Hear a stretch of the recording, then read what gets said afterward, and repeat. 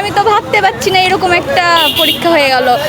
আসলে আমাদের এই কোয়েশ্চেন যে পরিমাণে হার্ড হয়েছে, প্লাস সবার যে অবস্থা, আমার যা মনে হচ্ছে সবাই দুদিন পর এরকমভাবে চলতে থাকলে এক্সামই বয়কট করবে। কারণ যে এখন যেরকম সিচুয়েশন, সরকার যেটা বলবে সেটা তো মেনে নেবে না আসলে, তাই না?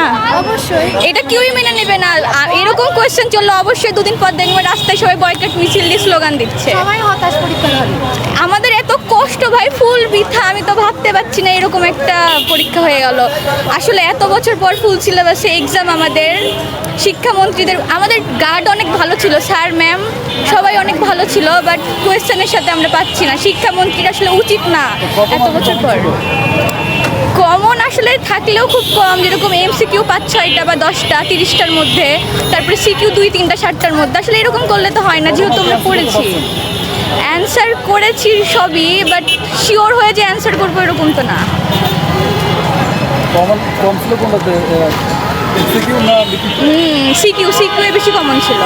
হ্যাঁ, বাট যেরকম আশা করেছিলাম বা প্রিপারেশন যেরকম ছিল সেরকম তো ছিল না আসলে কোয়েশ্চেন।